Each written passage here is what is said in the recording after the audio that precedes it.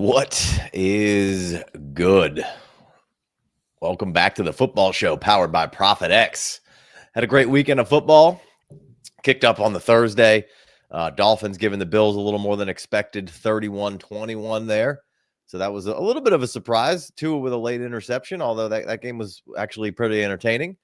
Commanders, TCB, taking care of business versus Las Vegas there with the backup quarterback.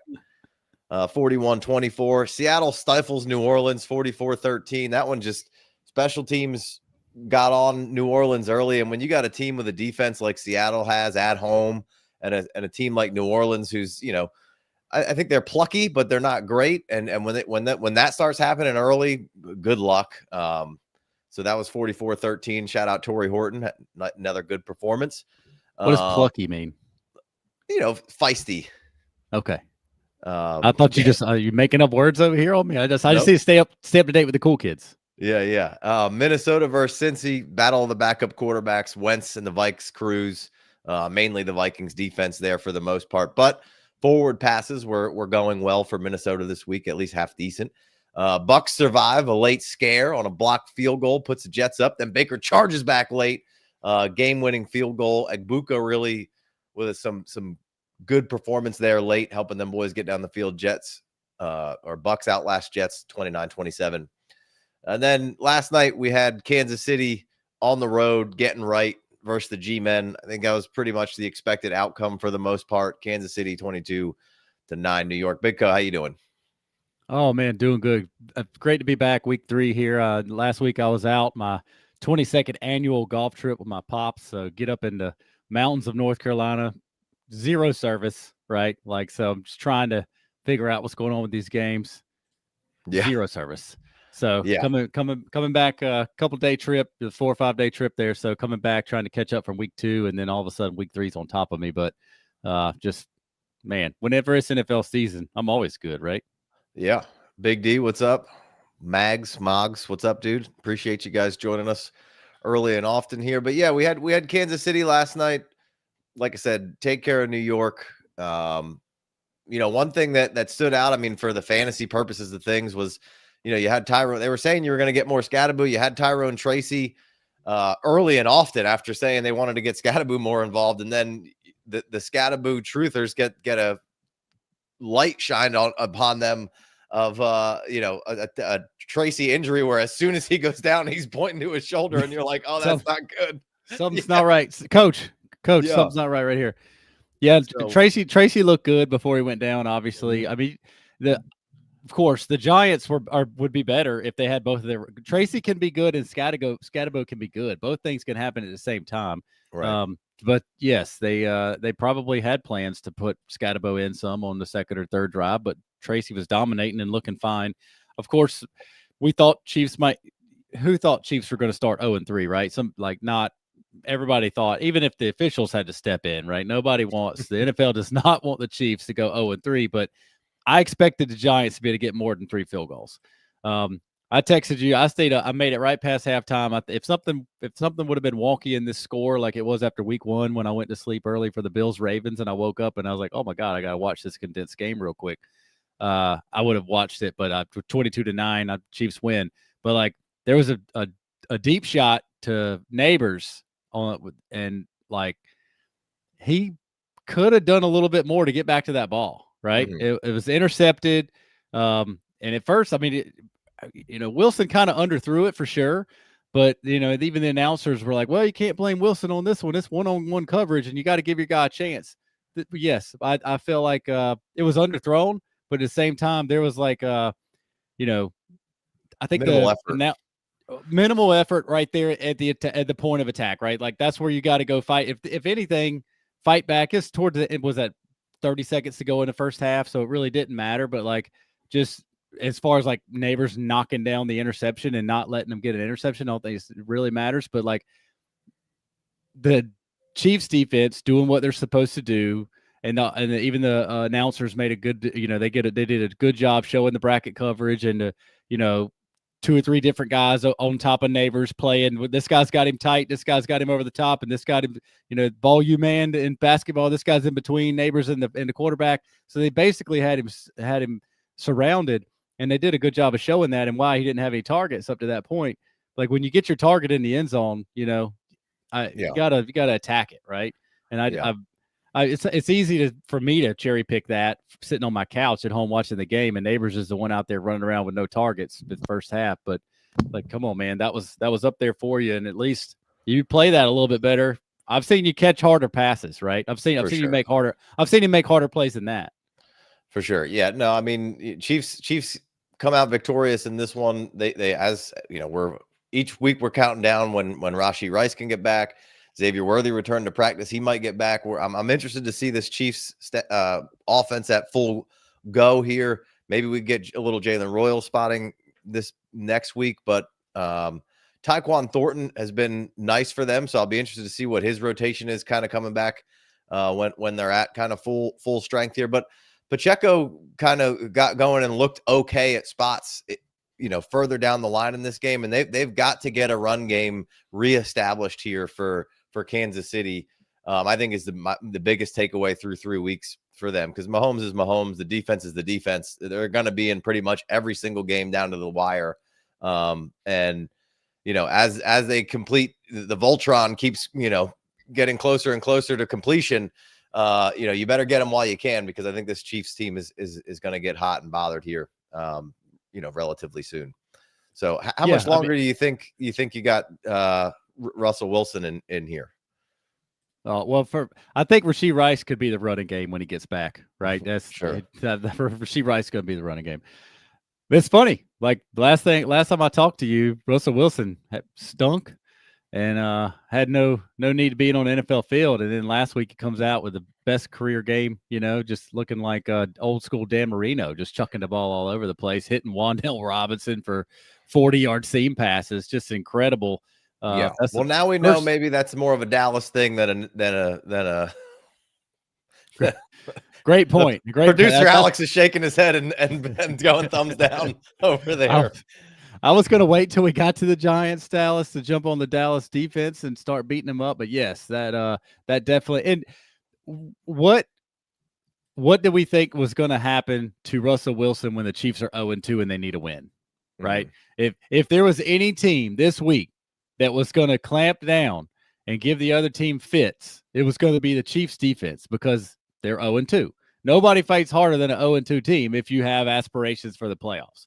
So that's, the Giants and Russell Wilson didn't look good. I obviously, you don't get to play the Cowboys every week. I don't know who the Giants play next week right this minute, but it won't be the Cowboys. And I'm still going to stay. Obviously, producer Alex is the best. He's on it. He's like, Chargers, not great, right? So, they got a tough stretch. We talked about this last week. I think. Yes, exactly. They got Broncos, Eagles twice. So you got the defense that's playing well. Packers. 2 weeks from now, they got the Saints. 2 weeks from now, they got the Saints. So Russell Wilson, be on the lookout. Might have a good game in 2 weeks if he's still starting. But yeah, I'm still going to just say, hey, let's give me Jameis Winston, right? Yeah. Yeah, no, that's a good point by Big D, the left tackle for the Giants. Thomas played some last night, so that was good to see him back in there. Moggs points out some injuries. We had Eckler, then Najee and Connor this week, so we had some older running backs taking some hits, took some shrapnel. So let's move on from Kansas City. Let's go to the three big games to start us off. We're going to go Eagles, Rams, Packers, Browns, and Denver Chargers for the next three here. Eagles, Rams was certainly, a hell of a game. A lot of fun to watch. Was the game of the 1 o'clocks outside the big upset with Packers, Browns. But 2 blocked field goals really helps Philly stay clean on the season, 33-26. It was good to see, again, the Eagles getting the forward pass kind of working. Great win by them. 2 blocked field goals to win is not necessarily the way you want to win. And to say that there wasn't some luck probably involved in that win is, but you got to be lucky to make it through the season. But it was, AJ Brown still, in fact, good. Goddard seems to be more of a piece of the puzzle this year. Only 2 targets coming back from injury, but had a huge touchdown pass. Right. So, I think my biggest question in this one is, we know the Eagles offensive line's good, and Lane Johnson got injured in this one. So hopefully that's not terribly serious. And we know how good this offensive line is, but we haven't seen anything great out of this Eagles offense. Now, this week they were forced to make a comeback, and they made a great comeback. So they had to put themselves in the position to get back in this game. But I'm a little worried about the OC, Kevin Patulio or whatever his name is. Not really super familiar with him. He's been with on the staff for a while, so a Sirianni guy, Kevin Patullo or something along those lines. Patulio, I think. I'm slightly concerned there, but the continuity of Vic Fangio being there in that defense, they lost some OG pieces, but they've still got a great core, and they really came up on the cover guys last week or last year. That was kind of the weakness of what they had, and then they really hit it out of the park there. So, Rams, good game, some unlucky breaks there where they don't win, and it goes the Eagles' way. The Rams have had the Eagles number twice now and couldn't quite get the job done. So hats off to the Eagles. What's your thoughts on the Eagles here kind of moving? They're undefeated. I think they could have, we talked about it on the phone a little bit. Chiefs and Eagles, like either one of them records could sort of go either which way. I don't find the Eagles all that scary at the moment, but they're just a good team with a good culture, so they find a way to win. That's kind of how that goes, right? But certainly a little concerned with the offense moving forward. Yeah, I would say it's very fluid, game script wise, right? I mean, I think if you flip it around and the Eagles are winning early, you don't see these passes going to AJ Brown. Like that's why they haven't done it. They haven't needed it. And of course, Alex on the screen right now, if you can watch the video part on YouTube, like it's Eagles got on the board, and then it was Rams. I mean, it was 26-7 for a reason. The Rams were all over them, and defensively they were chasing, they were getting, the new fun term the last couple of years is manufactured pressures, but they were doing a really good job. The Rams were defensively of getting a guy to run free at Jalen Hurts. And it was an awesome game plan, and the Rams were crushing it. And the ESPN counter percentage of chance to win meter was all of Rams all day. That thing pops up in your favor, you're screwed. Well, like you said, I mean, if 2 block field goals in a row to end the game is crazy, outrageous, right? So, and then of course, awesome video of Jordan Davis. I'm yelling at the screen, run, when Jordan Davis is carrying the ball. And my wife goes, I thought you wanted the Rams to win. And I was like, I do. But when a fat boy's got the ball running, it's the best play in the NFL. So like I wanted the Rams to win that game. I really do. Even the Eagles are number 1 in my power rankings in week 1. I was out last week, golf trip. Somehow they covered. Somehow they covered. They got it done, right? It's just, I think like you're 3-0. You're the Eagles, you're 3-0. You take a deep breath and you go, wow, we got away with one. But that's the same Rams team, basically the exact same Rams team, bring in Devontae Adams, lose Cooper Kupp, that in the snow in the playoffs beat the Eagles, almost beat the Eagles, and basically outplayed them outside of, 2 ridiculously awesome Saquon Barkley runs for touchdowns that was like 50 and 60 yards a piece, right? And I could, we're not going to play that game. Don't take him away because he earned it and he was awesome. But like, you knew coming in that the Rams had confidence. And then, of course, by halftime, they were handling the game. It was just that's why the whole any given Sunday, and you got to watch. That's why they play the game. I mean, the Eagles making this comeback was as much of a problem for the Rams as it was a good deal for the Eagles, right? Again, the Rams, like, I know that you got to execute the field goal block team, the execution for the field goal block team for the Eagles, like that would be A+, of course. It's probably the best in history of 2 in a row and helps you win the game, right? But it's the Rams being up the way they were, you got to find a way to close that game out. You got to find, and they did. They were there. It happened. The Eagles came back and they were kicking a field goal to win, and then they blocked it again and took it in. It's just like the Bucs. Like Baker literally in front of our eyes is cementing himself as a closer. He does the same thing to the Falcons week 1. And then does the same thing to the Texans week 2, basically. Does the same thing to the Texans. Thank you. I knew that, but I couldn't call on it because I didn't watch all the games like that. Golf camp, mountains, Tennessee, no service. But they did literally. Baker's crushing it in the fourth quarter, last last series of the game type stuff. So he's ice cold. His blood is ice cold in his veins right now. And like, if the Rams just kick that up and they win, like, what are we talking about here? We're talking Right. about your Eagles offensive coordinator. We're talking about the Eagles offensive coordinator a little bit more. We're talking about the fact that the Eagles don't seem to get it in gear until they need to, and that kind of stuff. But obviously the Rams should be 3-0 and the Eagles should be 2-1, but that's not what the records say. And it was an awesome game to watch. Not if you're a Rams fan. What up, Chev? Good to see you. Big D says that he thinks that LA wins if it's maybe in LA. Hey, it's very possible. We haven't gotten to experience that yet because it's been in Philly the last two where they kind of fumbled it away. But Dallas Goedert's somebody to keep your eye on in this offense. I think he's a bigger part of this thing kind of moving forward. But then on the flip side, the Kyren Blake Corum tandem seemingly maybe becoming more and more of a thing here. And on the second part of that, is Puka Nacua the best receiver in the NFL right now? Oh boy, he's the most fun to watch. Like he's so fun. He's like, if I didn't see his basketball highlights, I would be like, man, I could kind of do that, right? He seems like an everyman kind of guy until you see his basketball highlights and he's jumping out of the gym and you're like, that's what I mean. Don't get me wrong, no man is that tough. He's the toughest receiver in the league to do what he does. He plays with his face mask, right? I talk about that sometimes with some players. Like Puka just plays with his face mask forward, and it's amazing to watch. He's so much fun. I honestly, right now, man, for pound, I think he's the best player in the league, and obviously, system and all that stuff has to kind of come into it.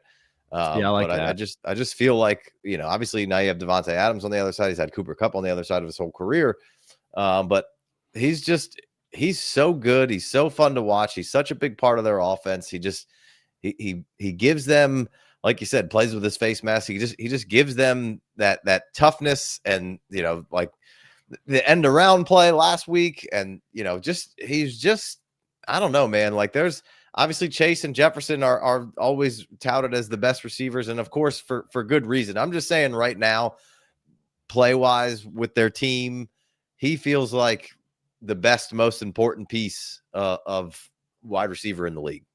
I like it. Of course, yeah. Talent wise, like Jamar Chase, the physical gifts, Malik Nabers, the physical gifts, the ability, like that's, you can't even effort hard enough to do what Jamar Chase can do.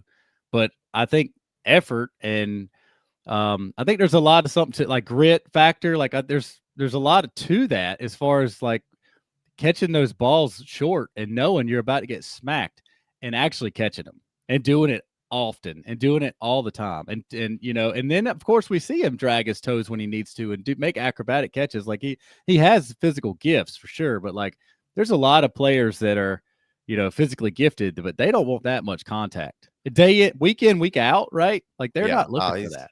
He's so much fun. Big D says that would be JSN 94 yards with the touchdown in the flu game.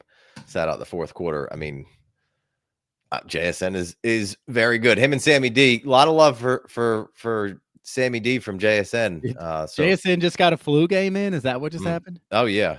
He was questionable coming in. But yeah, I didn't see him getting carried around by Scottie Pippen and throwing up. That Kyren Corum tandem looks like it could be becoming a thing. Obviously, Kyren's still very much in command. They paid him, they loved him, and they still love him. And got targets, got the red zones. But Corum looks good as their kind of quote unquote change of pace, even though he's very similar to what Kyren does. So they've got another one in there, and they're going to continue to have 20 plus attempts in the run game almost every single week. So Rams still good. Rams are really, really good. I will say there was that 4th and 2 carry that they gave right up the middle, and the announcers did a really good job. They're like, if they run it up the middle, that's the teeth of the Eagles defense, Jalen Carter being on the field.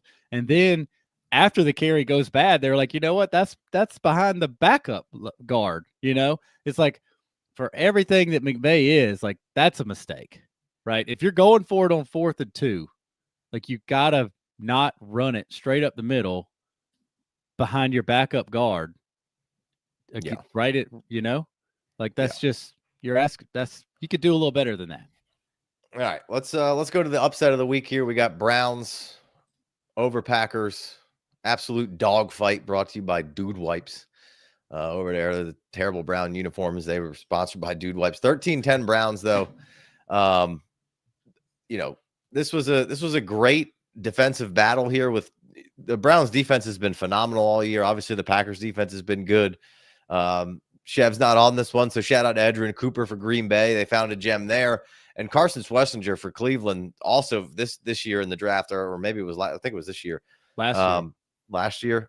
He's been great out of UCLA, I believe. Yes, it was this year. It was like an early second round pick, really early. They've both found great players. Obviously, Micah Parsons joining the Packers, and Myles Garrett is absolutely a force. I don't know how, defensive player of the year has got to be early Myles Garrett and the 49ers linebacker. They got to be the top two in the league, Fred Warner, right now for defensive player of the year. But we had Judkins enter the chat yesterday, so it was good to see Quinshon Judkins out there for most of the game. Obviously, a big upset here. The Browns hit a field goal that they needed this time, whereas they didn't in week one, I believe that was. But Joe Flacco, not great in this one. Love wasn't awesome either. This could just be two defenses kind of battling it out. Jacobs was kind of getting more involved in the pass game because they kind of had to, because it just, wasn't really going anywhere else. It was just each team had a stranglehold on each other offensively. You think Joe Flacco stays the starter for Cleveland here for the rest of the season, or not elite right now, Joe Flacco? Not elite, but this definitely buys more time. And it's on the back of the defense. I was watching this one pretty close, and I threw a couple dollars on the Packers. It was close. It was almost 1 o'clock, and I didn't have any action on the day. And I was like, let me just take this minus 400 money line here, because and then it's like, all right, yeah, you get out of your practice here and wasn't thinking about what was going on, and as soon as the game starts, they're like, oh yeah, the Cleveland Browns, #1 total defense in the league, Packers' first road game. And I was like, and they're the Packers stressed it all week, and that's what they're worried about, the mechanics of getting the play call in, and because they've had 2 awesome home games so far, and just playing at the dog pound. It was a recipe for disaster. And immediately I was like, oh man, we just need some points, because the Packers defense will travel. We just need a couple points and we'll be good. And Packers work it up to 10-0, hold them to a field goal late. And it's like, all right, well, now they would have to go get another touchdown. We're still good. Packers are still going to win. Love throws a touchdown, throws an interception late. And then that was horrible for the Packers getting the W. Of course, you throw interceptions in the fourth quarter in a tight game, that's going to shift the win percentage really quickly. But as far that's the Browns and Flacco, they've just been hanging around. Yeah, they could have won. They missed the field goal week 1. They could have been 1-0. Who knows what happens the next week? But they lost against the Ravens, played them very tight. It's been 2 weeks in the season, and you played the Ravens, and your defense is #1 total defense in the league. Yeah, you held Derrick Henry to a poor game, and then obviously the Ravens beat them up scoreboard wise, but it was like 2-3 splash plays that really put those points on the board. So and the Packers couldn't get a splash play, right? That's what they made a play here and there, and they've had, Romeo Doubs made a couple of really good catches, and I see right now he only had 2 catches. It felt like he had more than that, because the 2 catches he had were huge, like third and long catches, really good catches. Just the Browns stifled them on defense, and you're up 10-0. Packers sailing towards the W in a nasty, hard-nosed game, and then the Browns just stole it from them. I mean, I was pretty shocked that it was so lopsided in the carry department, and Judkins just coming right in here, getting 18 carries, 94 yards, 5.2 a carry, had the touchdown, had a reception. But Quinshon looks the part. And look, if the Browns are going to be the Browns and get back to what they wanted to do, they said coming into the season, we wanted to be in more 12. We want to get back to running the football. And, if they can play defense and run the football, the Packers are the best, if not the top 3 teams in the league right now coming into this week. You just gave them everything they can handle. Obviously, Baltimore is a division rival. They did a lot of really great things there. I could see the next time they play Baltimore, if they can do a little more on offense, maybe it's a closer game and maybe they can figure out a way to win that one at the end. But this division's wide open right now because Cincy's down, right? Yeah. And you know, the Steelers are winning, are 2-1, but they're not winning decisively. So they're not scaring you right now. Right. You have to think with this defense, we can come in there and easily hang around with them. And then hell, if we could run the ball, which Judkins comes in and then Sampson's your number two rookies out here. And this is kind of probably what they envisioned coming into the season. I was just surprised that, you know, this quickly turnaround, Judkins is just lapping him in carries. So I don't know if that'll continue moving forward, but man, oh man, Judkins looks like the best rookie running back right now for sure. Well, and I was surprised, like just even looking at the box score, like Sampson would know targets or at least targets, no catches, right? That's so kind of what I was thinking. That's why I thought this was so odd, because I thought he would at least be out there to catch some balls and get a couple more in his gut. It sure looked like they found something after week 1 with Sampson in the pass game, right? Yeah. So just 2 weeks later, he doesn't even get a target. They won, right? NFL, doesn't matter. You got the W, but yeah, Judkins coming in here looking solid against the Packers defense that is really, really good. And a couple weeks in, who knows? The Packers just looked so good in their W's. So like, I didn't have them at the top of my power rankings after week 1. They slapped the, Lions and made me, run for the hills with the Lions offensive line, and the Packers defensive line was just so nasty and stuff. Like this game right here, the Browns, you could beat anybody on any given Sunday. Nobody thought that was going to happen. Good for the Browns. Tough loss for the Packers. Really doesn't mean a lot if they bounce back next week. You lost in a dog pound in a street fight, right? But yeah, as far, Joe Flacco and the offensive staff has them hanging around, and you have to do enough. And that's why Flacco's in there. Like everybody says, well, you should let the rookies play. When your defense is that good, you just have to be able to be like just even below average on offense when your defense is that good, and now you can win a game, right? Chef says, I've been garage welding and blacksmithing to the Quinshon highlights. Great comment, Chef. Oh, so good. And hey, look, this really isn't necessarily the fantasy show, but I wanted to help Jonathan Santiago out here real quick. Between Pickens, Sutton, Mason, and Trey Benson, who would you package up to target Puka and Nabers? Bro, all of them. just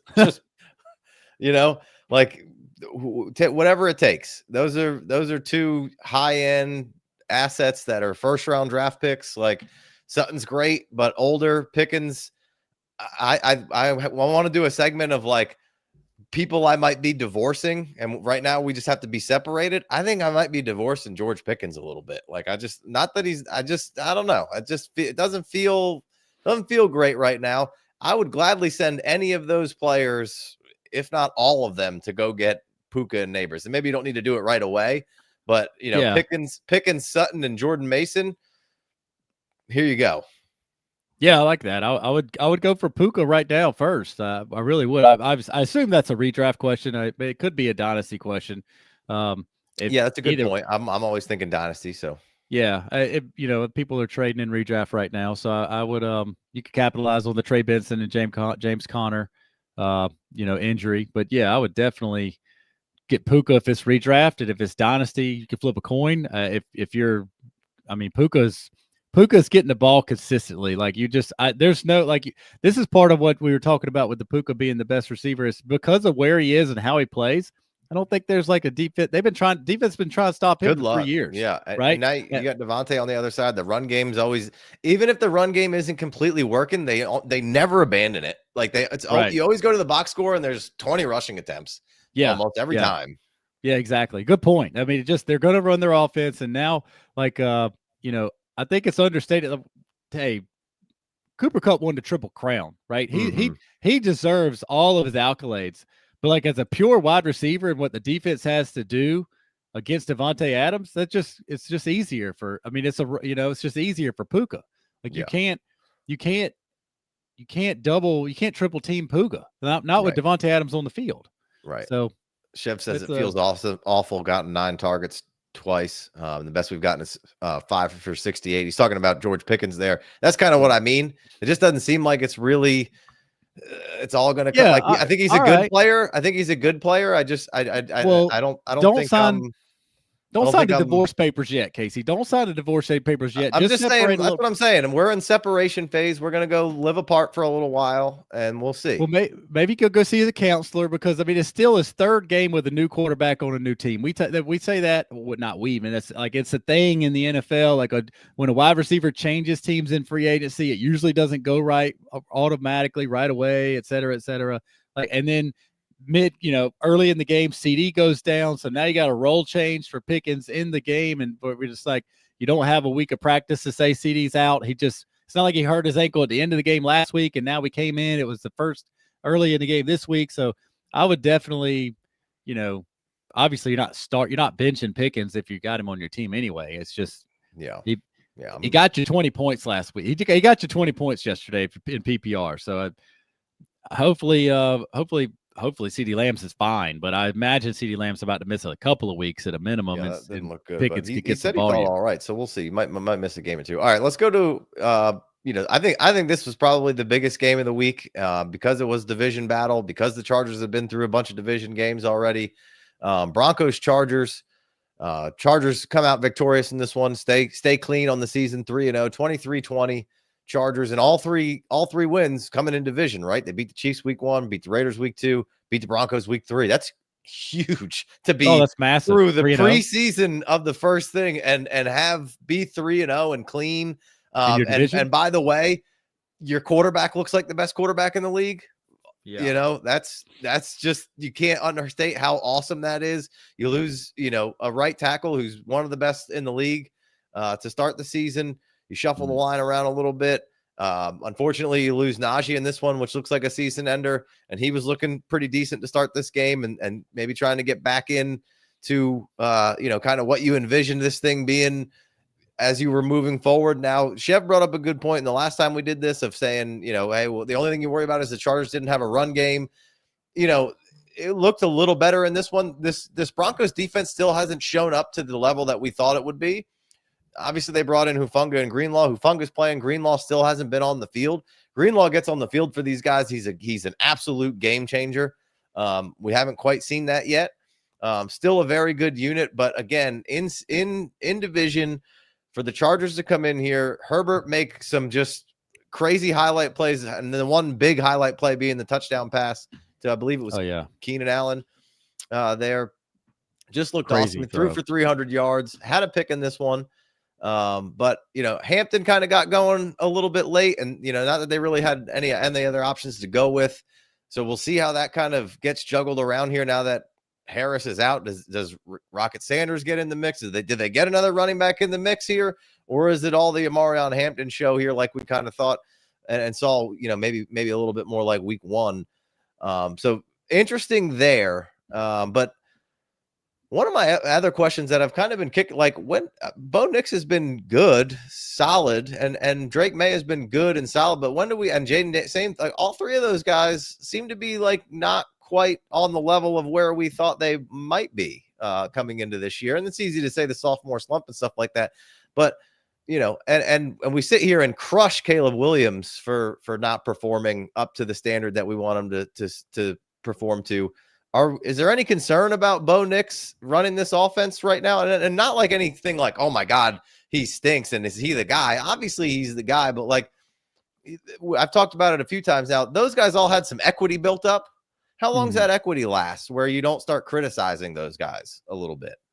Yeah, fair question. I mean, I criticized him, week 1, right? I called it his feet were too erratic, and he was just trying to be Patrick Mahomes highlight reel every time he threw it, right? And I feel like it just he does have some. I think when you get your guy right, like Sean Payton, there was so much doubt, there was so much negative talk about the Broncos and the way the Russell Wilson thing went, and like so you're coming into second year, we got our guy, we go your luxury pick in the first round with a stud cornerback, and you got supposedly the best defense coming back. I'm guilty. I thought the Broncos defense would come out here and be absolute road graders and give up 3 points a week. Yeah, I'm guilty. I was thinking we were getting the 2000 Ravens defense coming back. That's my bad too. My bad.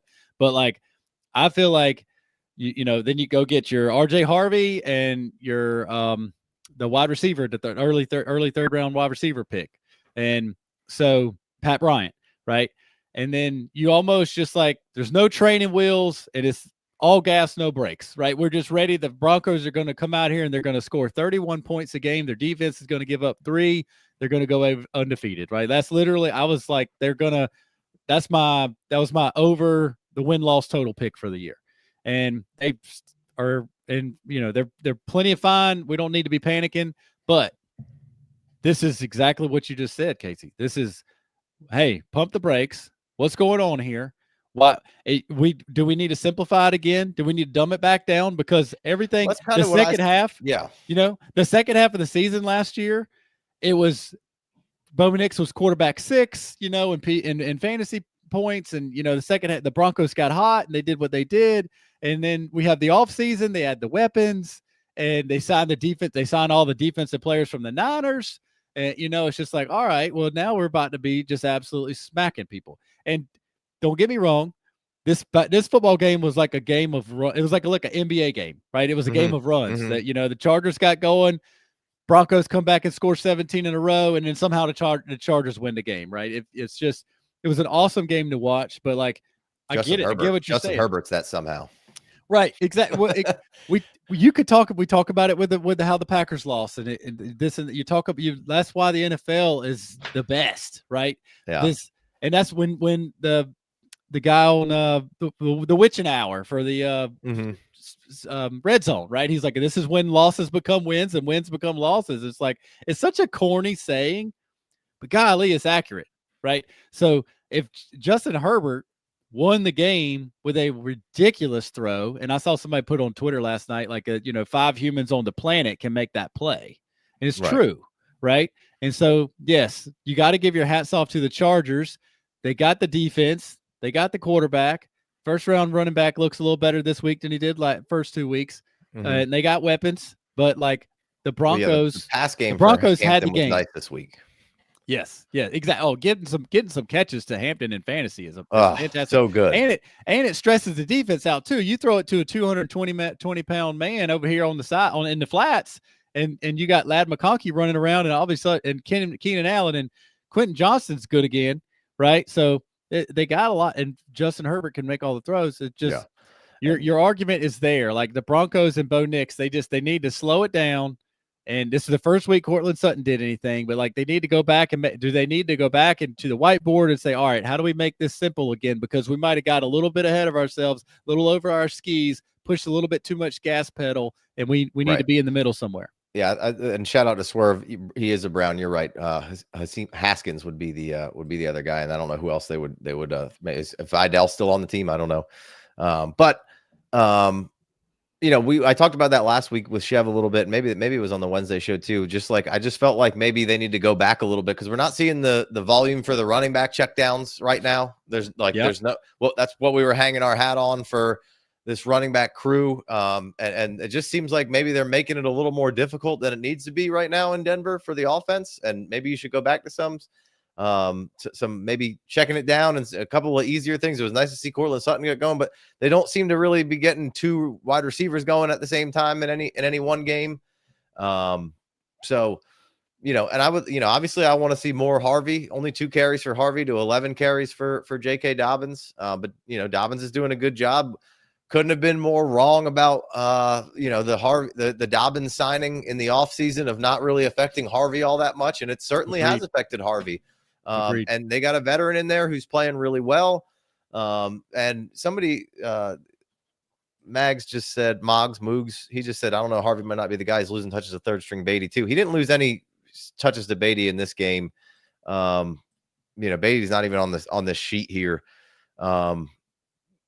He doesn't have any carries. He doesn't have any targets on here. So, they did like Beatty in the offseason through preseason. All the Broncos beat writers were high on Beatty. So, but yeah, I mean, we're just not, there's 4-5 targets to the running backs split up here where in recent years, we've just seen so many catches from Sean Payton running backs that it was almost undeniable at this point. And right now it's really not helping your running back situation over there for them. So and maybe this is just the fantasy guy coming of like, hey, maybe you should dumb this down and check it down a little bit more and make this a little simpler.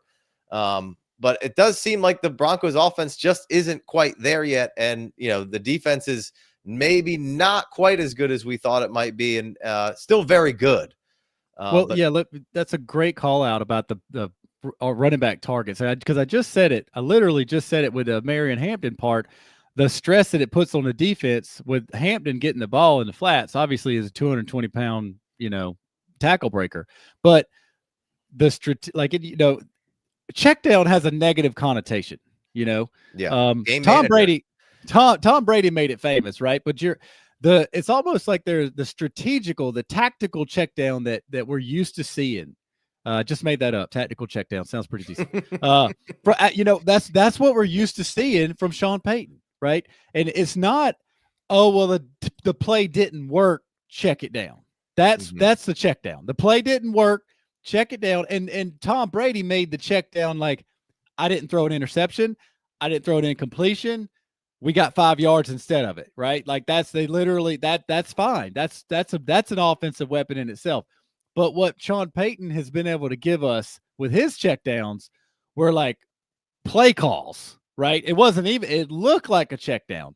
Those flat swings out to Darren Sproles and Alvin Kamara, those weren't checkdowns. Those were play calls where you got a couple guys running up and over, and then the running back might have been in the shotgun on the right-hand side of the quarterback, but he catches the ball in the left flat, right? Mm-hmm. It was a lot of strategery there, right? And It's just like Sean Payton needs to get back to his X's and O's and maybe downshift a little bit, right? You're going up a hill and you can't ride out in fourth gear right now. You need to drop it down in third, maybe drop it down in second, get your RPMs up, and let's get it moving. Yeah. You never had me. You never had your car. All right. Let's go over to Cowboys. Double clutching like you should. Yeah. Let's go over to this Bears Cowboys here. I don't think there's anything to really take away heavily from this game necessarily, outside that the Cowboys defense struggling. As down the line here, the flus is defensive structure is not working. Dak still fine. Javonte Williams, Chev mentioned in the chat today, he feels like he's all the way back, and Javonte looks good. That's definitely a bright spot for them. Losing CD, tough spot to be in. We'll see if George Pickens can step up. Jake Ferguson, just quite the safety valve. 14 targets yesterday, 13 receptions, 82 yards. I mean, if as long as CD Lamb's out, Jake Ferguson was getting a bunch of targets, but he's going to be double-digit target guy. If CD's out. So nice streamer if you need him. But, Caleb Williams looked decent in this one. I'm not going to say he was everything that he did in this one was great either, but the Cowboys are your get right game, I guess, right now for your quarterback. So maybe JJ McCarthy needs to go see the Cowboys when he gets back. But Caleb looked really good, and maybe because you don't get to play the Cowboys every week, unfortunately. I think if you could dial it up, the Bears would play the Cowboys 3 more weeks in a row. Like this, but that's what the Bears looked like a Ben Johnson offense in this one, and I think again the defense was helping out, but it looked like it was schemed where a lot of misdirection. Hey, you think it's going here, it went here. Man, that was a good draw up, and it was just like, oh, here's a little bit of what we thought this might be. You don't be surprised if next week is back to the basics a little more, and I don't know who the Bears have next week.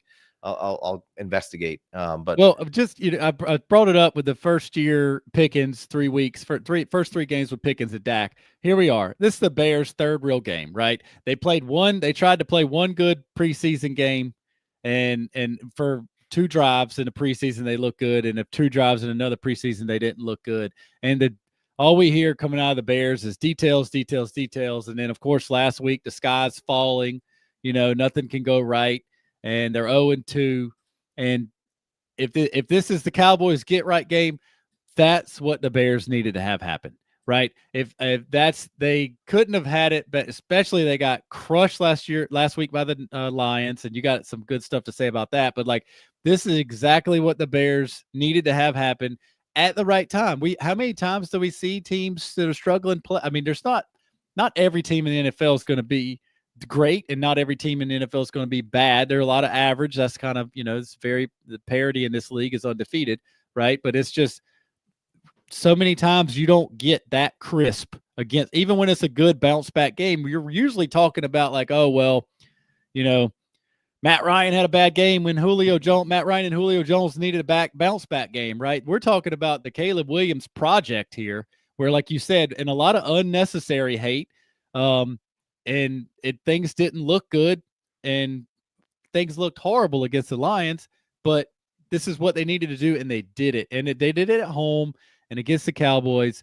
But like, this is a confidence builder, and like when you win a game like this is good for everyone. Like, the meetings are going to be more fun this week. The meeting rooms, we can watch some highlights and have a good time. Hey man, you really messed up on that play, but it didn't matter because we crushed them. Like this is what they needed. Next six. Here's the next six. You got Raiders, Bears, Commanders, Bears, which is a tough game, but maybe not quite as tough as you thought coming into the season. I don't know how long Daniels will be out for, but Commanders still a good game, still a good team, but I don't think they're quite as daunting as maybe we thought. Then the Saints, then you have the Ravens, but then the Bengals and Giants. Those are your next six.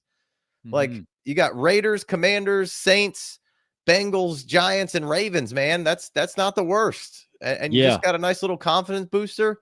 Mm-hmm. You do hit a tougher part of the schedule late with Browns and Packers twice and Eagles, and the Niners, and Mini. So like, you will have another tough stretch where things might be, but like, you need this little bit to just get the confidence going. So like, you believe a little bit in what you're doing, and there can be some positive talk. Like you said, the meetings are a little more fun. You're laughing, you're joking around. Like, Roma Dunze should have had another touchdown in this one. Like, it came out of Caleb's hand a little wobbly, but it was right there. They're looking like that's a real deal connection.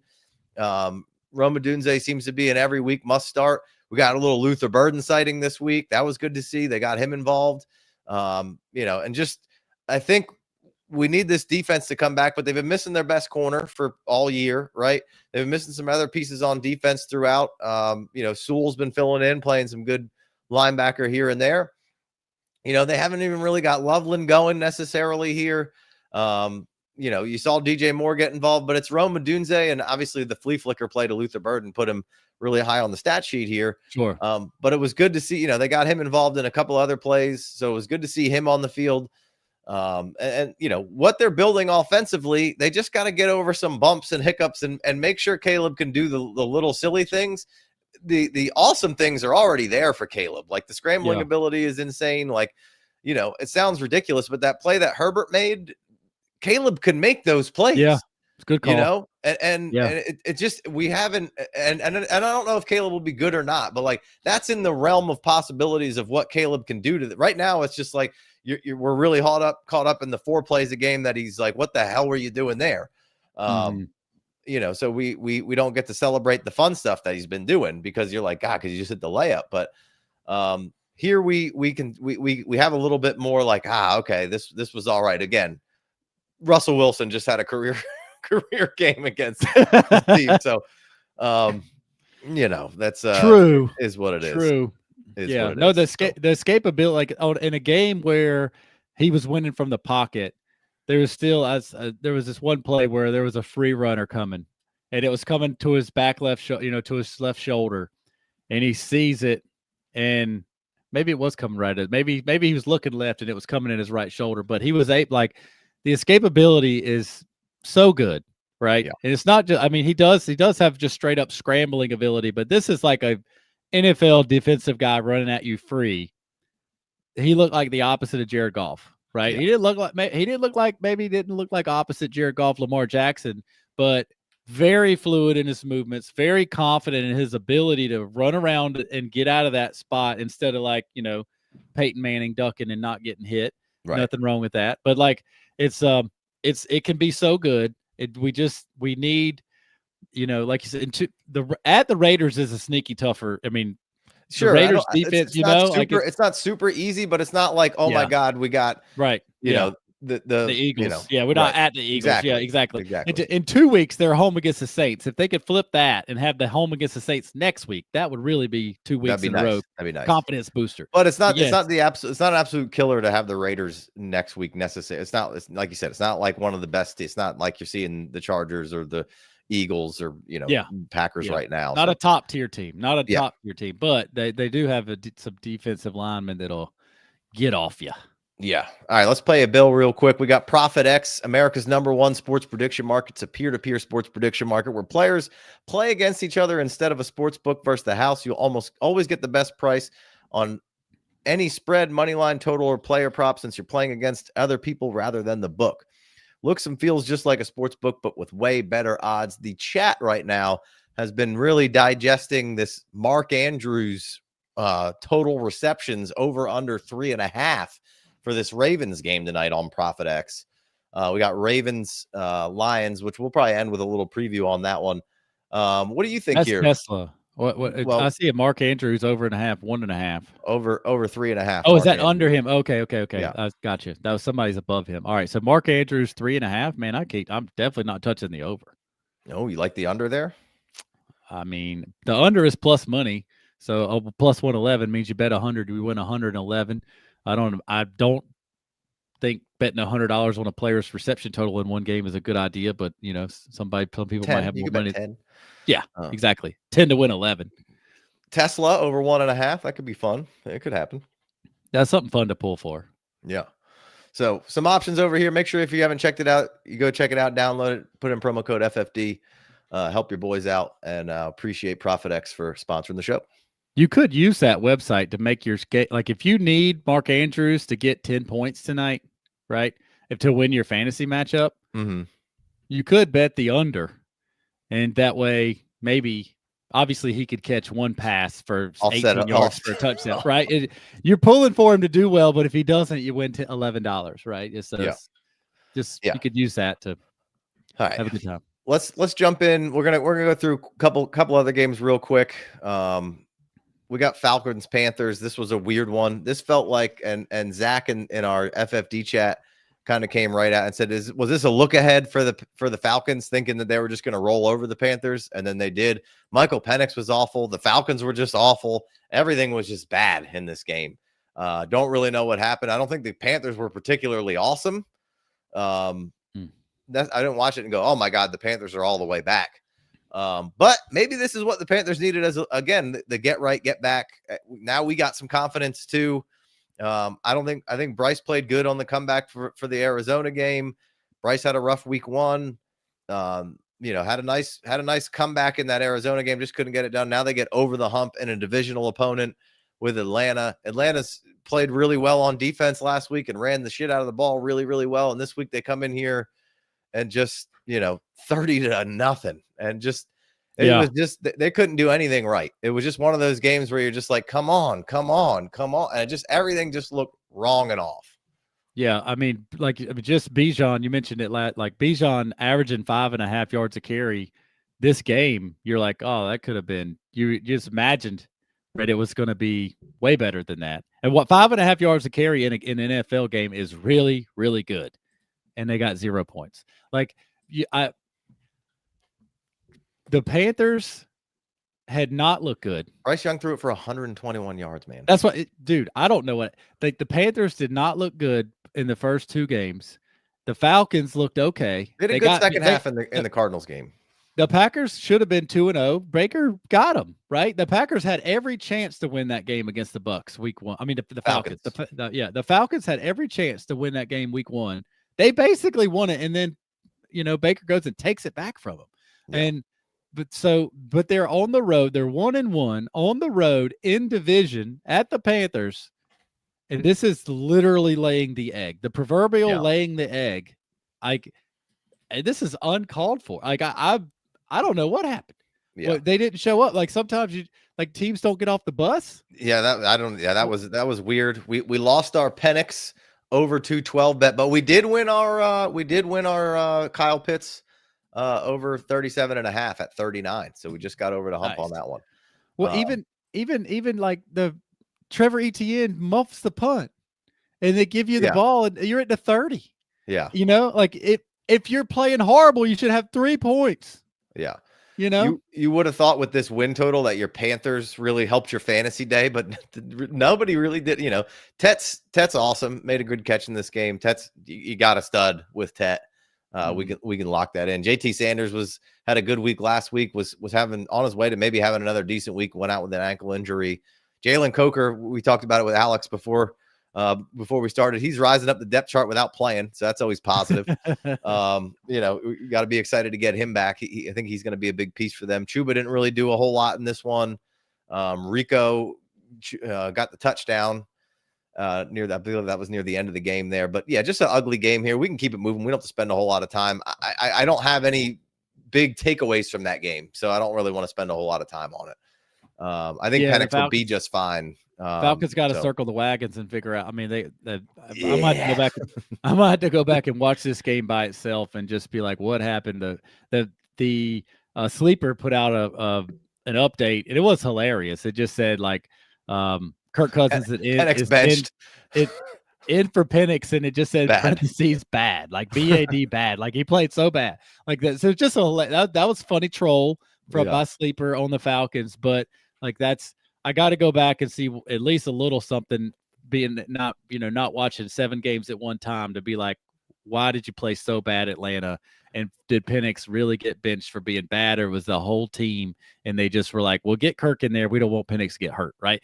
Yeah. Dak didn't finish the game either. Dak, they put Milton in there, so Dak didn't get hurt, right? They're taking care of their guy. And 2 red zone picks Dak did.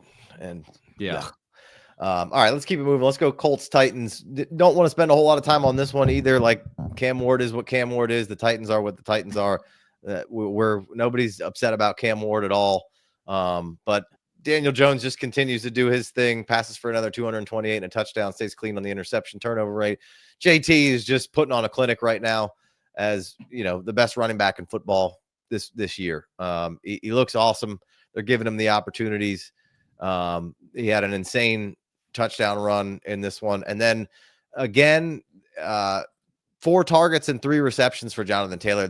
It cannot be understated how huge that is for Jonathan Taylor for your fantasy stuff, because we talked in the offseason and a little bit concerned about the volume, where he was a decent pass catcher and then they just stopped throwing it to him. Last year, I think it was like 30 total receptions or something along those lines. And so him seeing 3 to 4 receptions a game is absolutely huge for Jonathan Taylor.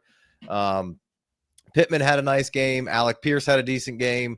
Tyler Warren, worst game of the season for him, but it's, they were just pummeling the Titans for the most part. Yeah, he was hurt coming in. Yeah, and kind of banged up coming in. So, nothing to really speak of outside of our Calvin Ridley right now is a bummer. 7 targets again for Calvin, but still hasn't really turned into anything awesome on the sheet. DK is Chev's been giving DK a lot of love. So Jamiri DK. Yeah, did some work in this one. And A.O. Manor had decent amount of targets, 5 targets, 4 receptions, 38 yards. So just nothing really going there. And the Colts continue to look good. And we're going to do power rankings on Wednesday. So I'm going to be super interested to see kind of where that goes in. But are the Colts a top 5 team? No, I'm not ready to go there, but I'm ready to take my hat off. And they got to be in the top 10. I'll tip my hat to the Colts and Daniel Jones and say, like, obviously the Broncos game was wild and it could have gone either way, right? They could have lost. They didn't win. They're in the NFL. They kicked the field goal. They won the game, right? But like, you go on the road against the Titans, who have some life, have a little spunk, have a new quarterback to be, rah, let's go. Let's get our quarterback go. Let's do this thing. And the Titans and Colts, division rivalry on the road, and the Colts go handle business again. And so that's you play who you play. You got it. Obviously they crushed the lifeless Dolphins week 1. They had a fun game against the Broncos, shocked everybody that they won. But then you go on the road, division rivalry. Got to slap them. Right. And just having a more than convincing win is huge, and again, I was out week 2. So when we were here week 1, the Dolphins, Chev made hilarious comparisons. Like they literally were playing traffic cop and just letting people, they did put up zero resistance to the Colts offense. And I was like, well, they play the Broncos next week. They play real good defense and let's see what happens. And they got that W, whether they could have, even if they lost 28-29 instead of winning 28-29, doesn't matter. Like that was a good game. Colts hung in there. They actually got the W, which was awesome. But like, now they're 3-0. It's like, all right, so 2 weeks in a row. I mean, the Titans aren't great by any means, but on the road in the division means something. And you think before the kickoff, the Titans were like, well, we can beat these guys. Yeah. And then Jonathan Taylor goes and runs all over them and just, saw a big play out of Josh Downs, and Danny Dimes is just doing what he does. And yes, thankfully for our fantasy teams, he didn't steal the touchdowns from Jonathan Taylor this week, but like just matriculating the ball down the field. He scored a long one. He said, you're not getting this one. Yeah, Steichen back to being an offensive guy and somebody that we respect. He took a couple of years off. That's how quickly things can go. You get now you've turned. Again, we talked about it last week, but Giants are sitting around looking like the girlfriend who's finally realizing it was us. It was us. It was. They weren't terrible people. It was me. I'm the terrible person. Yeah.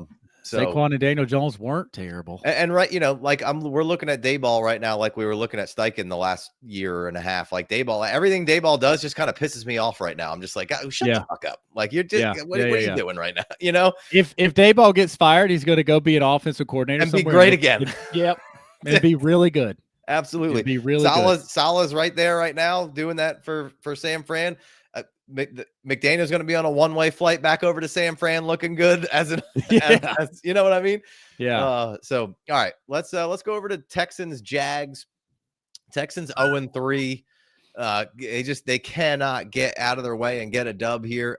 As much as I like the head coach there, like we have to start questioning whether he's the guy, right? Once again, DeMeco. I love him. I love the guy, but it's I don't know. It doesn't seem right. I feel like they've made some bad decisions personnel wise.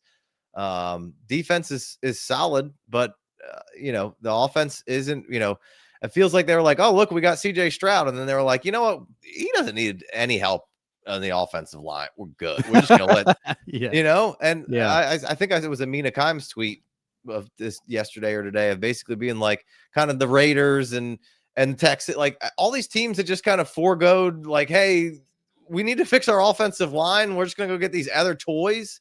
The offensive line doesn't get you any praise or any heat, but it keeps your quarterback clean and it puts you into a winning football game. Like there's not that many 49ers around there where because of what you are as a team and how you operate, you can overcome some offensive line issues. Right. Yeah.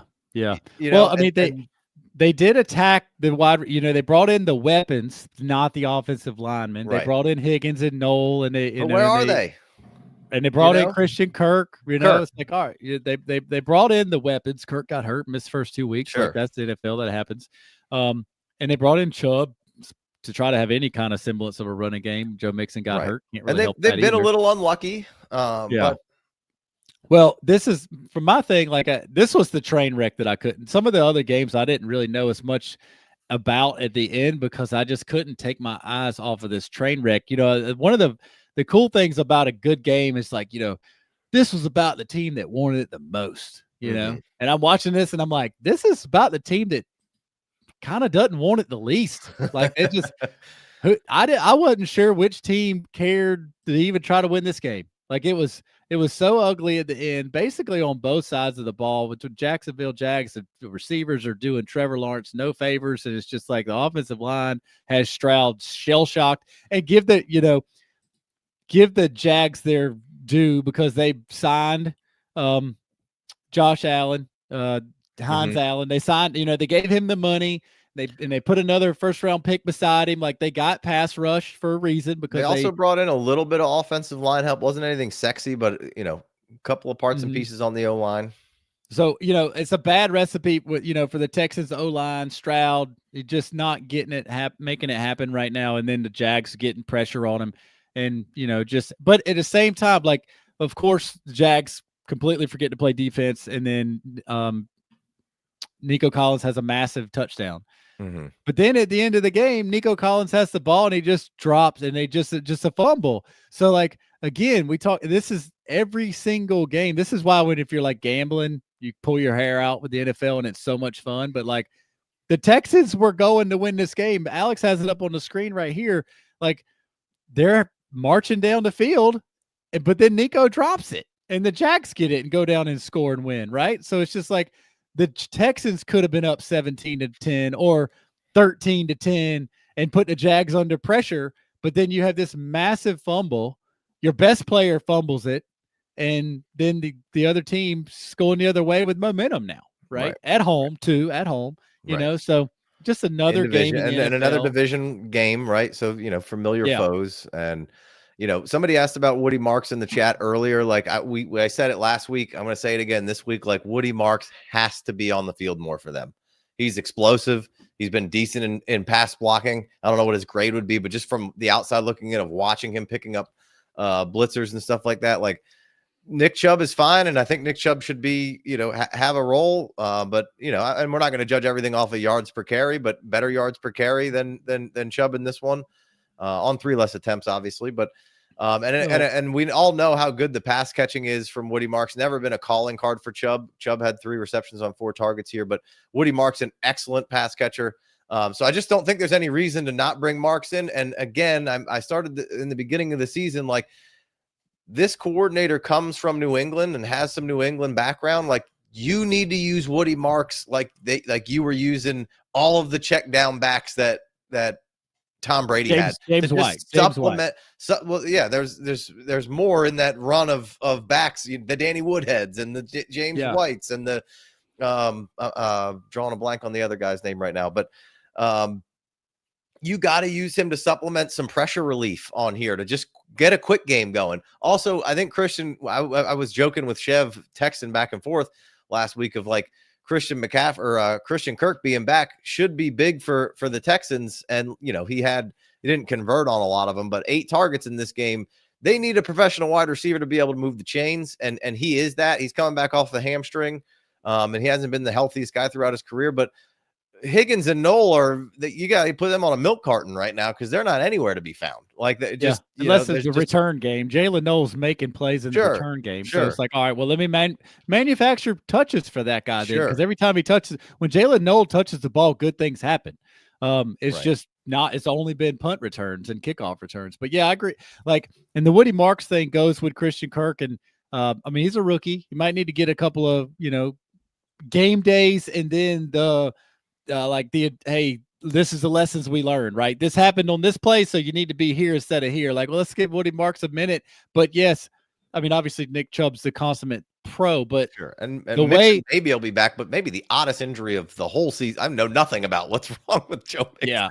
He might have got hit by a car. I don't know, but the like Jerry Jones says the Tex, like the way they need to be playing, they got to work around the offensive line. So it like the slot demon Christian Kirk coming back. 8 targets is not an accident, but like the Woody Marks part of it, that it needs to be spread them out, get it out quick. Mm-hmm. It needs to be, like you said, the quick game. You give the pass rush one more second to think about that. Hey, this might come out quick right here, right in the spot where I just was. So you need to draw into Sean Payton like strategic checkdowns, and just because you need to you need the defense to think exactly what you're saying. You need the defense to think, is this going to be a quick pass out there in the flats? Pin my ears back. Is it going to be a quick pass in the flats to the left or to the right? We got Nico Collins to worry about, but right now that's the only thing they've had to worry about. So yes, and don't get me wrong, I did say after that preseason game with Nick Chubb charging up the middle, like it looks good to have Nick Chubb getting those first downs and being a professional running back, but like when your offensive line is doing this bad and Stroud's struggling, right? Like they need to get his confidence back.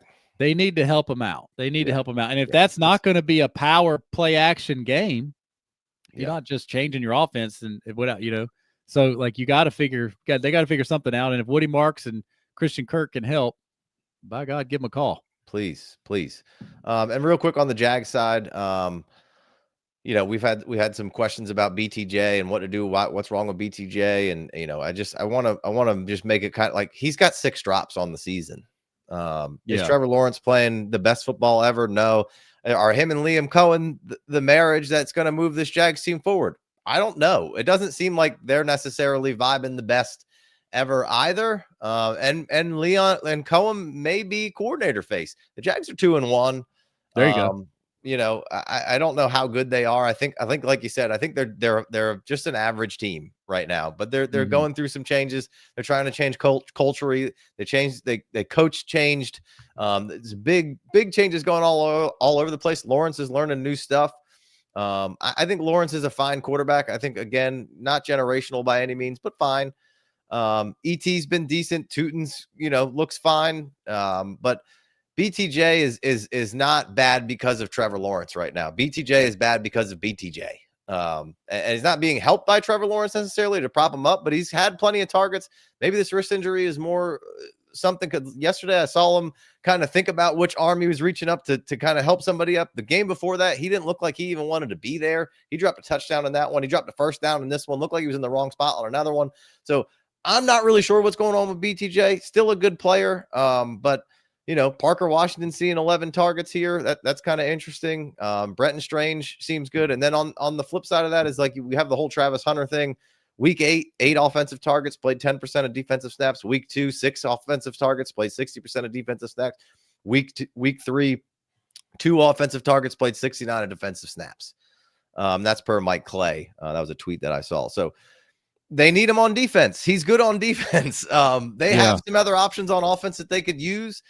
I don't think this spells anything for Hunter. Hunter got a ball in this game and looked really good with it. It's just, the Travis Hunter side of this thing is fun. He's a great player. But again, they're the Jaguars. They're figuring things out, and he has to figure things out. So there's two things working against Travis Hunter right now, and they need him on defense, and he's playing well on defense. And so, I wouldn't be super unconfident in your Travis Hunter moving forward, and there's a lot of things that can happen. But, this is just kind of why I was a little tentative, and it's working out in my favor right now of kind of how I thought it might. And has that worked out all in everything that I've said this offseason? Absolutely not. Been wrong about plenty of things, but this is a tough situation to navigate. And that was really my point the whole time. And they while they don't have anything sick on offense right now, and Brian Thomas isn't, but there's enough on offense right now so that they could more afford to have him on defense than offense. That's a lot, but it's a very lot of accurate points there. It's the biggest thing is they're 2-1, but Parker Washington getting 11 targets is not what I want to see for the Jaguars, right? Not when you have, even if Travis Hunter is moonlighting on the offensive side of the ball, which is what you said could happen. But you have, De'Ami Brown got hurt. Okay. Yeah. But Travis Etienne is a weapon, right? And Tootin's a weapon.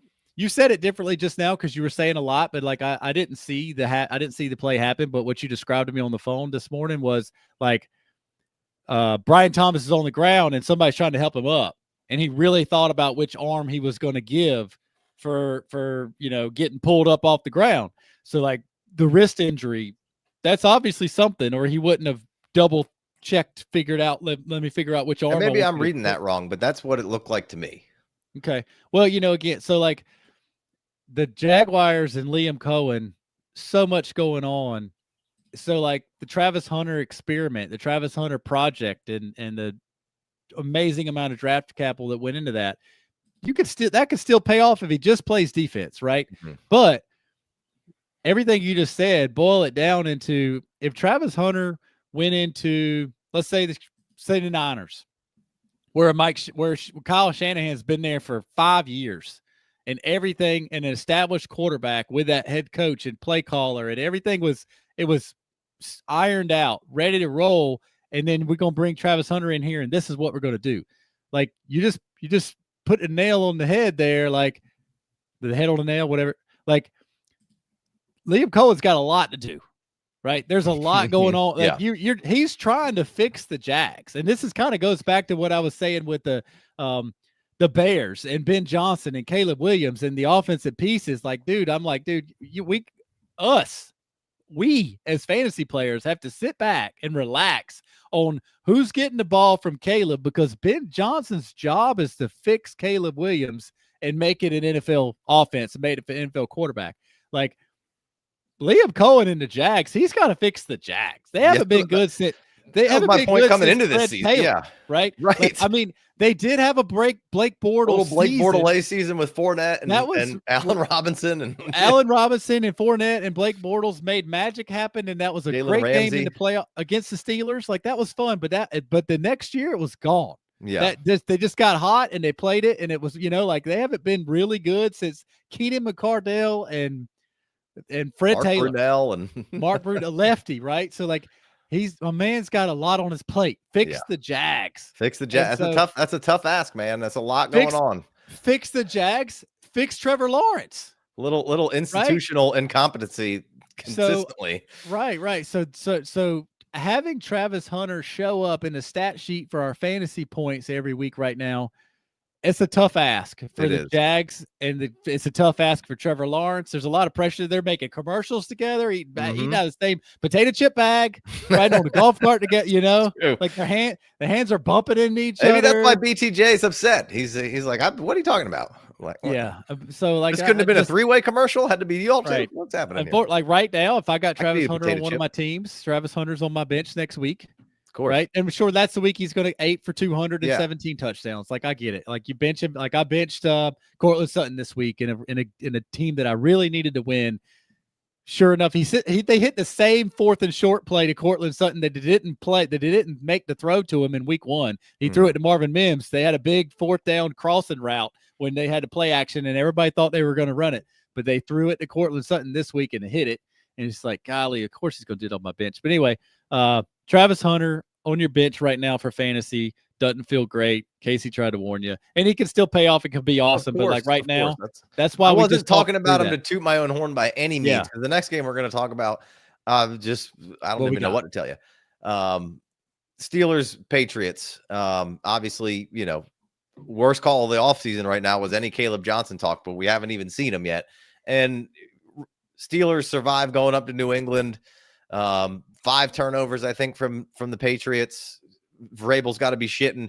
And now your Henderson owners might have gotten your wish here, because Ramondre fumbled twice in this one and 1 time at the goal line, which probably could have really cost the Patriots the game in this one. So, and I'm a Travion Henderson owner too, so I don't mean to say that, here we are. We just really weren't seeing him at all in this last game, and his snap percentages have all gone down a little bit.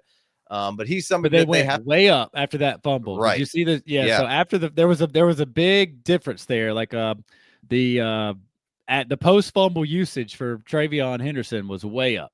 Right. So obviously the Patriots are struggling on offense right now. We talked about it a little bit with Bo Nix and the sophomore quarterbacks of I don't think May has been absolutely outstanding, but I don't think he's been bad. And I think because he's buried up there in New England and we kind of thought the offense might be bad, he gets a lot more of a leash. Fantasy wise, he was solid. 28 for 37, 268 yards, 2 touchdowns and an interception. We don't think the cast of characters that he has is great, but Hunter Henry, of course, I played him last week in a spot where I needed to stream a tight end. Nothing. This week absolutely slaughters it. 11 for 8, which I think this is more along. I mean, we're not going to see 2 touchdowns, but I think 8 targets a game should be what we're seeing for Hunter Henry from here on out. Diggs, I think, should be a little more involved.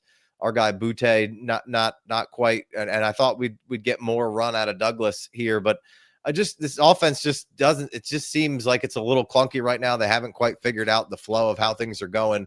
And then on the flip side, again, Roman Wilson was my guy in a lot of the picks, and you and Chev were right in the Calvin Austin call. He's been playing way more and been the only other wide receiver. And that was my point, is there had to be somebody else, and it's Calvin Austin right now for them. And DK's been getting touchdowns to help save your days for him, but hasn't been necessarily as good as you want. And no Christian Gonzalez in this one. So I confidently played DK, and it was good, but it wasn't awesome. And obviously, 4 targets, 3 receptions, 32 yards, touchdown. Well, he'd like to see a little more from them. The biggest, again, 3 weeks in a row now, no run game for the Pittsburgh Steelers. None. It's just 18 carries, 47 yards, 2.6 a carry. I get it. Caleb is, effing up and screwed up some things, but neither Gainwell or Warren have been efficient with what they're doing I think they want to pass to create the run game. As far as, Jaylen Warren has led the team in targets, so maybe that's why Warren's more out there right now and they're using him more.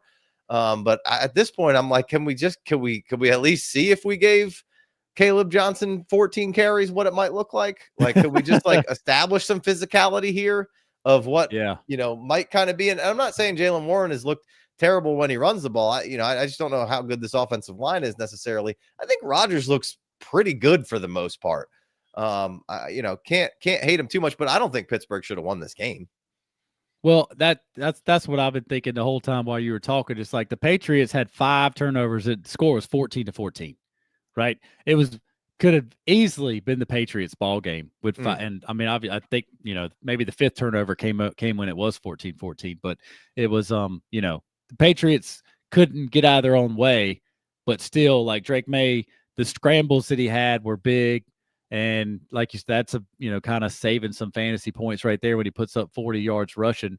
That's like an extra touchdown pass. But, coming out of week 1, like I thought the Patriots defense looked good in week 1. And then of course they got into a dogfight with a high score with Miami, right? Like, so like, I don't know. I didn't go back to watch that Miami Patriots game. So I'm not exactly sure what, where, and how the Patriots defense all of a sudden. And of course, then we see week 3, like you said, that, the Patriots, the Miami Dolphins put up more points against the Bills and played at a much closer game than a lot of people would have expected. So maybe Miami's just like they're tied for having the coach on the hottest hot seat, and slash their offense might be a sleeping giant. I don't, so they, right. It's like they scored points against the Patriots, which I think is a really good defense. And then they scored points. They batched both blow for blow with the Bills. So maybe giving the Patriots a little more credit here.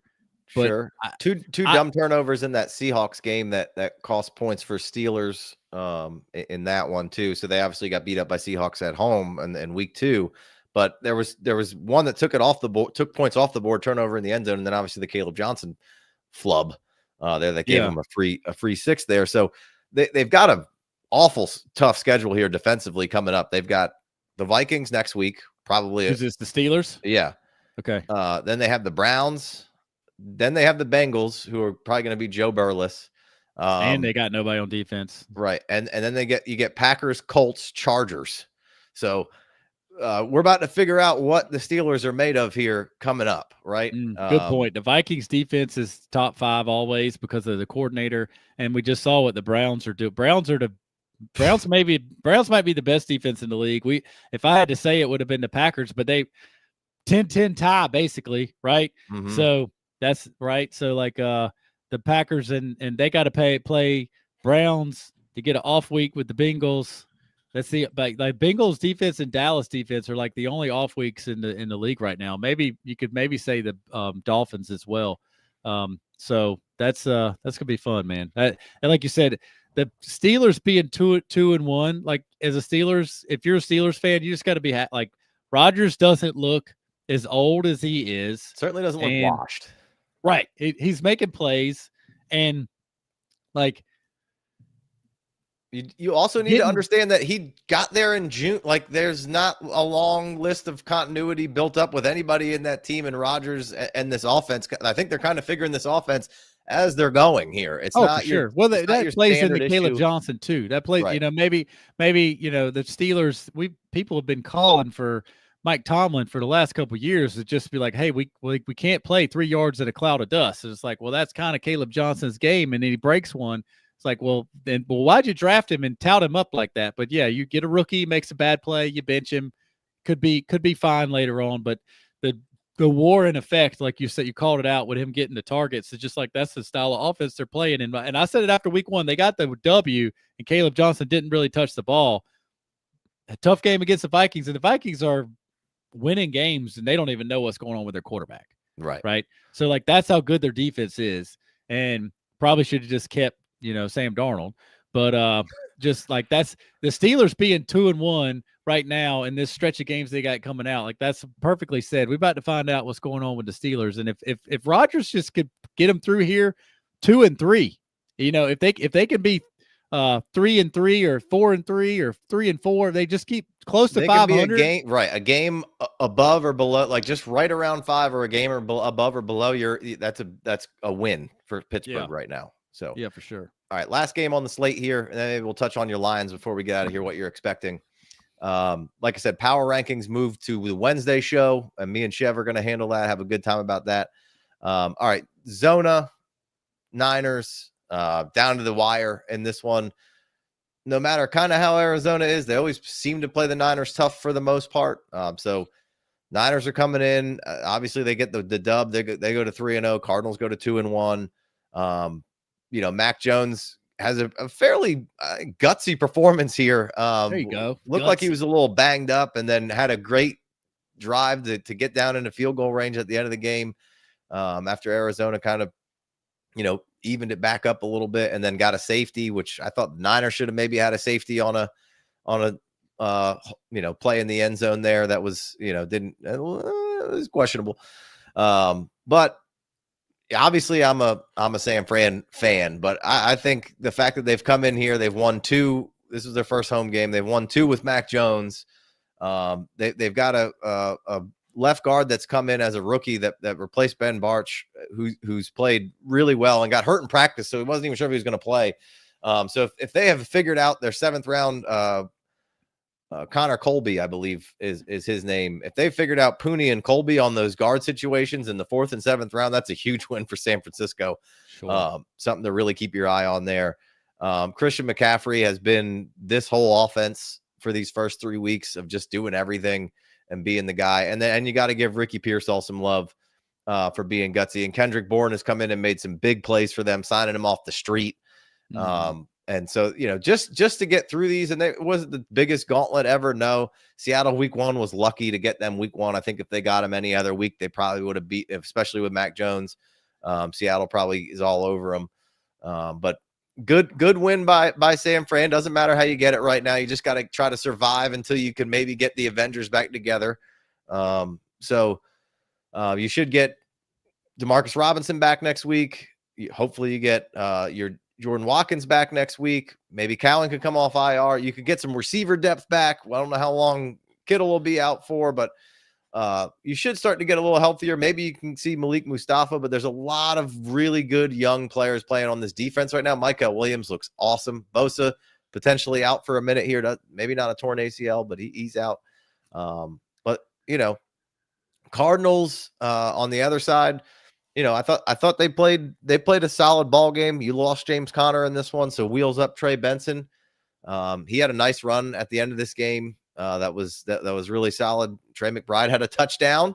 That was in week 3 where we got a touchdown. Marv dropped a big one in this one, so Marv could have had a damn near a 100 yards receiving in this one.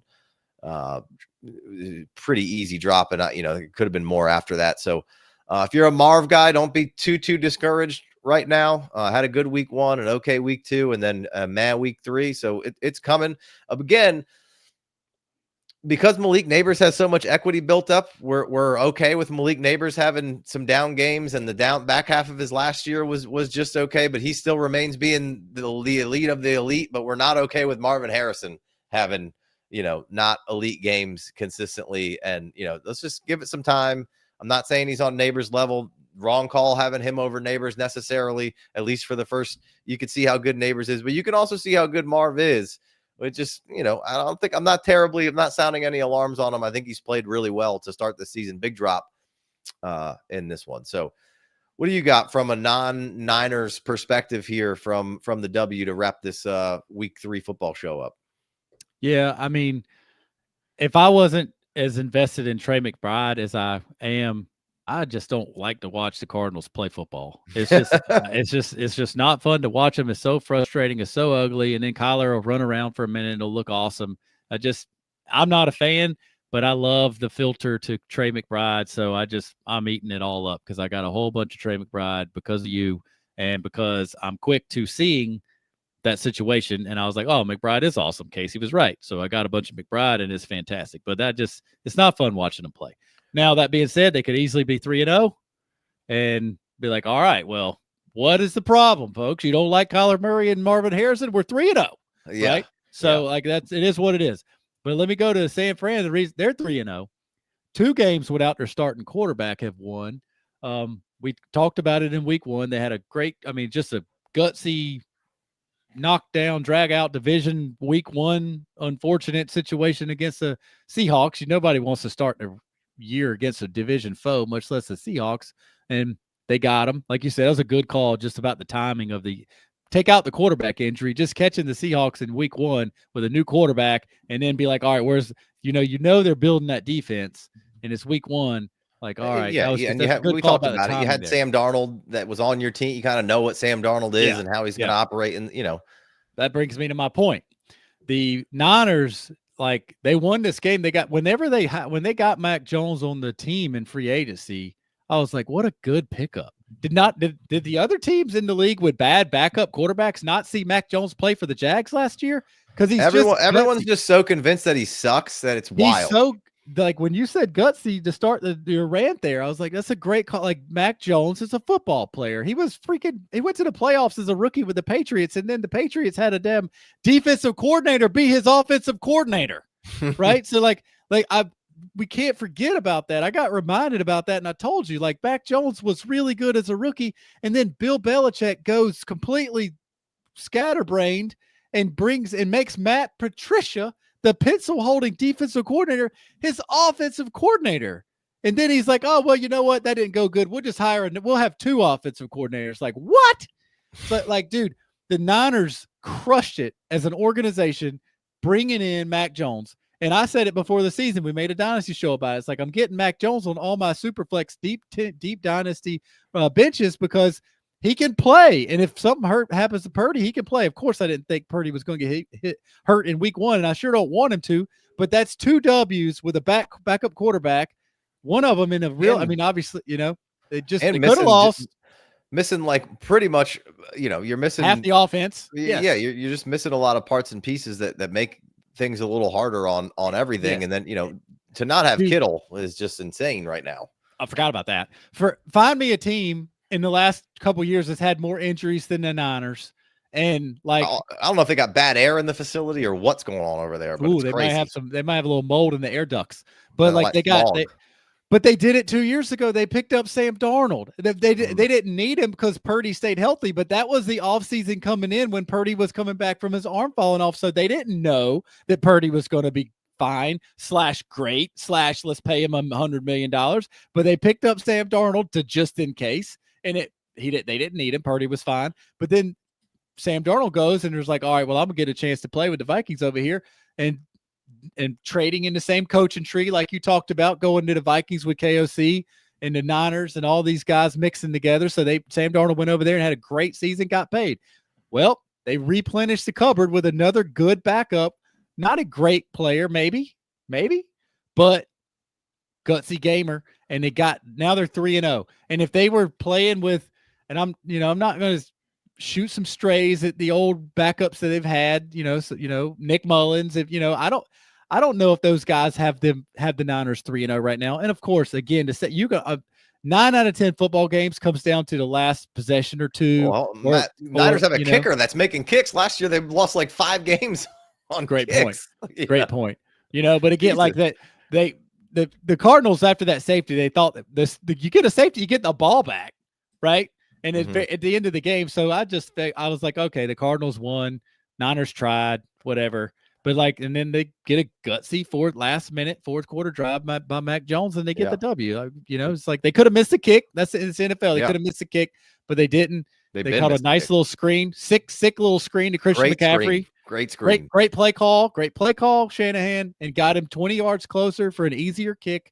And then, Pinero, been around the league for 20 years now. And the only, Nick Folk's still out there playing longer than him. But outside of that, so just a really nice W for the Niners. Big D says Kyler looking worse to me as his athletic profile gets further away from his youth. I'm starting to pivot and get off the bus. So we're another candidate for filing some at least separation papers here. We said George Pickens, maybe a little Kyler. We'll see. But real quick before I just want to get your thoughts on the night before we wrap up. Mac Jones, would anybody be surprised if next year he goes to Cleveland and does all right? Right? Would anybody be surprised if Matthew Stafford wants to retire and McVay gets his hands on Mac Much Jones better for than a year or two? I was just looking at Yeah. teams that might need a quarterback next Yeah. year, and like, look, if Stefanski and they're gonna run kind of what Niners have in a bigger set, the 12. As far as Cleveland goes, they have weapons. It's not like they're deployed of weapons. They've got decent offensive line and a good defense. Mac Jones can just go there and not fuck things up. True. It's like right now, if the Browns could have Mac Jones or Joe Flacco, I think they're taking Mac Jones for sure. Yeah. So yeah, definitely. This is the importance. When we talked about fantasy, you and I did a show about the quarterbacks, and while every backup quarterback in Superflex probably should be rostered, but like the importance of a select few of Mac Jones being one of those guys, I think is cannot be understated in real life and in fantasy. Right, you have certain places that are developing quarterbacks pretty well, and so when you see guys go through those areas, be interesting. I mean, we'll see what happens with Carson Wentz over the next couple of weeks. Would be kind of interesting. And then, the fact that the Vikings don't have Sam Howell right now is very odd to me. Like I thought the same thing. I don't why did they trade him? He must have they must have big conflict, big clash on some deep philosophical conversation, and they were like, "Oh, that's how you feel about that? You're out." He got wasted at one of the things and hit on KOC's wife or something. I don't know what's going on. She's probably hot. She's definitely hot. I question when you see super successful, handsome dudes with mediocre wives. I'm like, ooh, what's wrong with you? Good point. Good point. What's wrong with you? Sean McVay might be the outlier. He's got kind of a weird looking wife, very plasticky, but I guess that fits into LA. I don't like plastic. All right, give me your quick brief rundown on the night's game. Ravens -5, I believe, in this one. It's got to be quick. There wasn't a bigger discrepancy between week 1 and week 2 than the Lions. Obviously they got just manhandled by the Packers. Perfect storm. I don't know what you call it, but they got killed. And then they go home in week 2. And that's, the biggest thing that I was ranting about after week 1 on this show was the Lions and the offensive line and Jared Goff and how we were all brakes, no gas, Bo. It was bad. And then week 2, the Lions put up 50 on the Bears.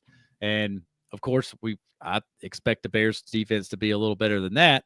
But so tonight, Lions at the Ravens. The at the Ravens part is what gets you. Like if it was the Ravens at the Lions, I would expect a lot more out of the Lions offense.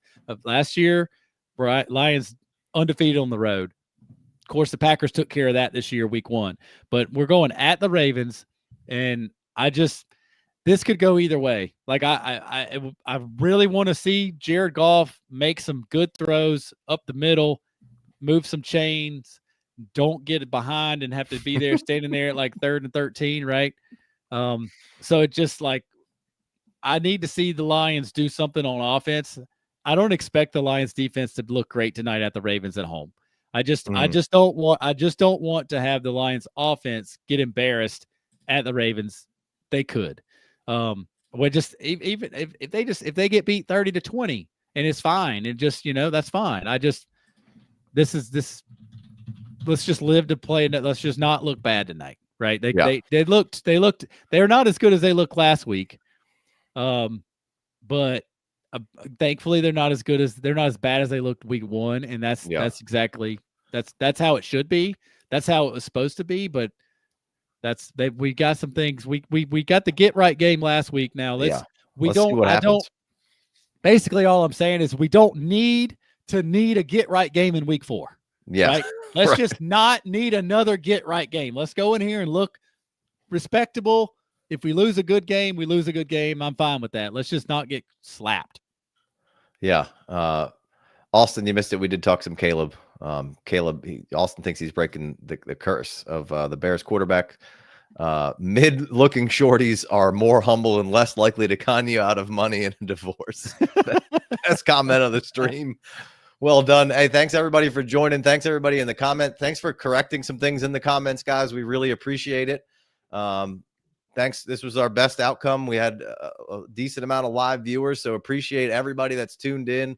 please tune in next week, Monday at 11.